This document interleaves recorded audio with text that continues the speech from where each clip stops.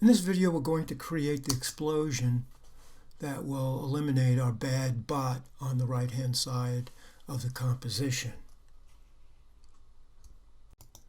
We're going to create the explosion by starting with a new project. And in the new project, I'm going to go to Composition, New Composition. We're going to make it 540 by 540.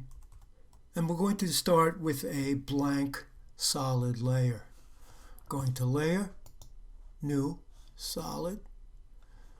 Now the color is insignificant because once we apply the effect to it, it'll take on the colors we want to assign this explosion. I'll start out with maybe something a little bit brighter, other than black. And I guess I'll set the time for this for about 6 seconds. And then I'll stretch it out to that length or beyond even. All right, so now we're going to go to Effects, and we'll go to Simulation, and we'll go to CC Particle World. And you'll see as you drag through this now the effect that is on screen.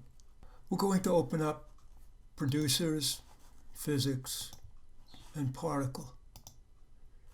And the first thing I'm going to do is go to the Physics, and I'm going to change the gravity to 0.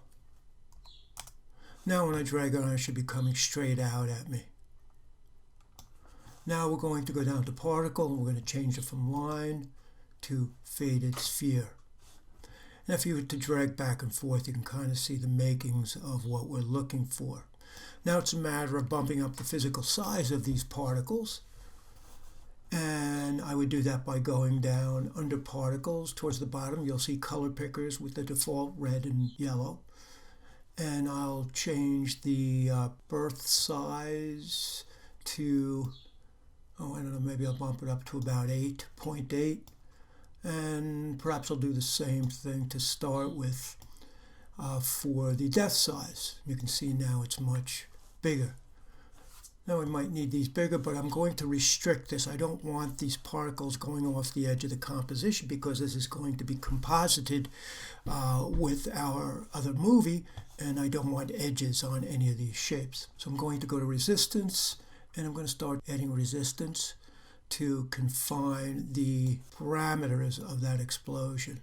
You can see now what we're getting. So now it's a matter of adjusting it so we can get the maximum circumference of this without going out and actually touching these edges. So I'll leave it somewhere towards the end where it's completed essentially, and I'll go back and I'll take the resistance off a bit, and maybe I'll make the resistance 0.8. Now I'm going to go down and increase the depth and the birth size of the particles.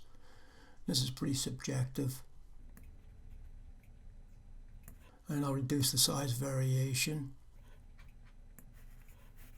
And I'm going to put my playback head at second number 6. And I'll hit N on the keyboard to define that because we don't need this explosion to last very long. It's sudden and quick. So it's going to be a very small file that we'll import into our other movie.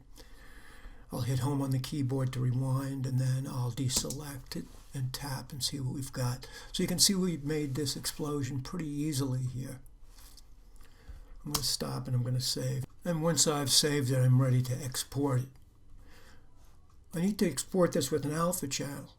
So the first thing I'm going to do is inside the comp window to the left of Active Camera, I'm going to click on the checkerboard to get the transparent background in After Effects. Now I'm going to go to Composition, Add to Render Queue, and the first thing I'll do is go down to the Output mode and click on the blue word Lossless. And in the Output Module Settings, I'm going to change the channels from RGB to RGB Alpha. That will give us that transparent background. Now, if I'd left this black and still set this, I would still get the black background, so you need to do both of these. I'll go down and turn off the audio to minimize the size of my track.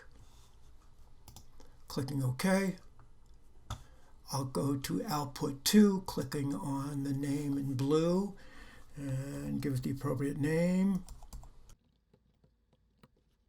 And then I'll render. Once it's rendered, I'll open up my main composition and import it in.